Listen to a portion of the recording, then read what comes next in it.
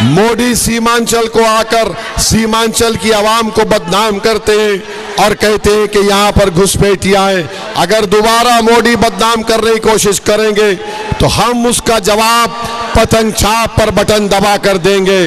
मोदी सीमांचल की जनता इस बात को हरगिज मानने को तैयार नहीं है कि आप आकर यहाँ पर सीमांचल की जनता को बदनाम करें। हम उसके मजम्मत करते हैं, कंडेम करते हैं। हम मोदी को, अमित शाह को, नीतीश कुमार को बता रहे हैं कि सीमांचल में कोई घुसपैठी नहीं है। ये सीमांचल एक गयूर हिंदुस्तानी अवाम की एक जगह है। अगर दोबारा मोदी बदनाम करने की कोशिश करेंगे तो हम उसका जवाब पतंग छाप पर बटन दबा कर देंगे। मोदी सीमांचल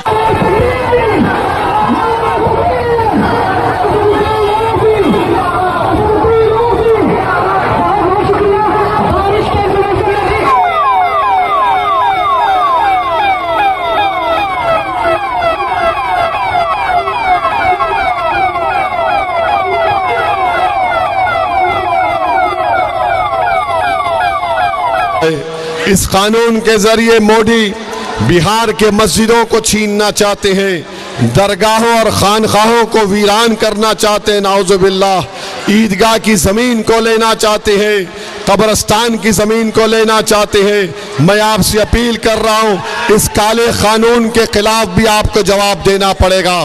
आपको बताना पड़ेगा कि हम अपनी मस्जिद का सौदा नहीं कर सकते, हम वक्फ की जायदाद पर कोई कॉम्प्रोमाइज नहीं कर सकते। मोदी सीमांचल को आकर सीमांचल की आवाम को बदनाम करते हैं और कहते हैं कि यहाँ पर घुसपैठियाँ हैं। हम मोदी को, अमित शाह को, नीतीश कुमार को बता रहे हैं कि सीमांचल में कोई घुसपैठी नहीं है। ये सीमांचल एक गयूर हिंदुस्तानी अवाम की एक जगह है। अगर दोबारा मोदी बदनाम करने की कोशिश करेंगे तो हम उसका जवाब पतंग छाप पर बटन दबा कर देंगे।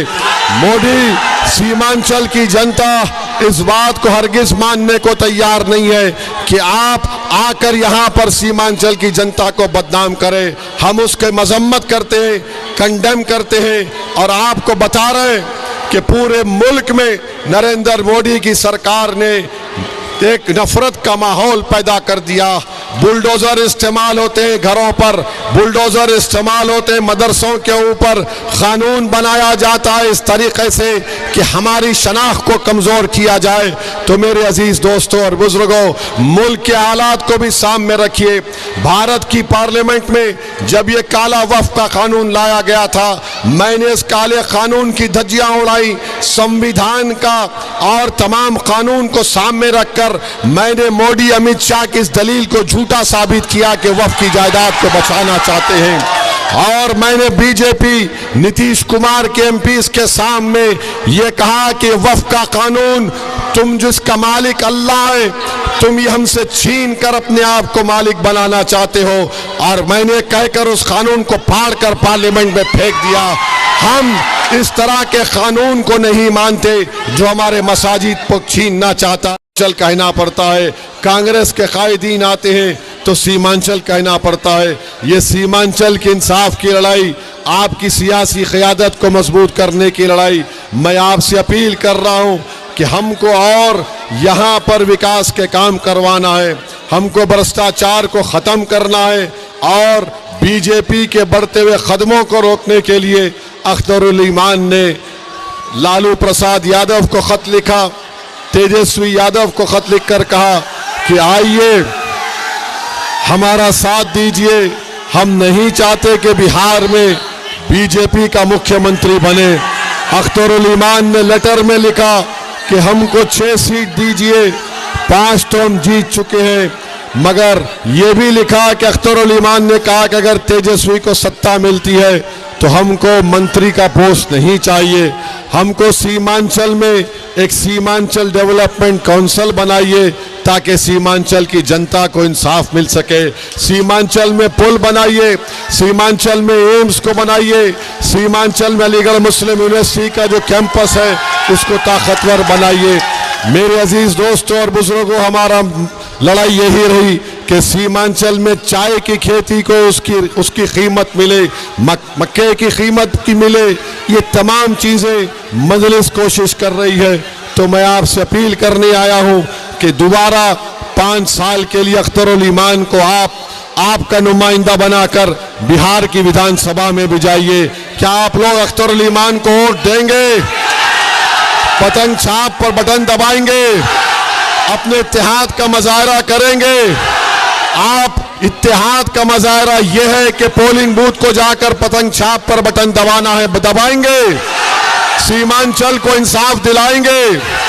बीजेपी को हराएंगे? उन गद्दारों को हराएंगे जो हमारे 4 एमएलए को लूट कर लेकर गए। बहुत बहुत शुक्रिया।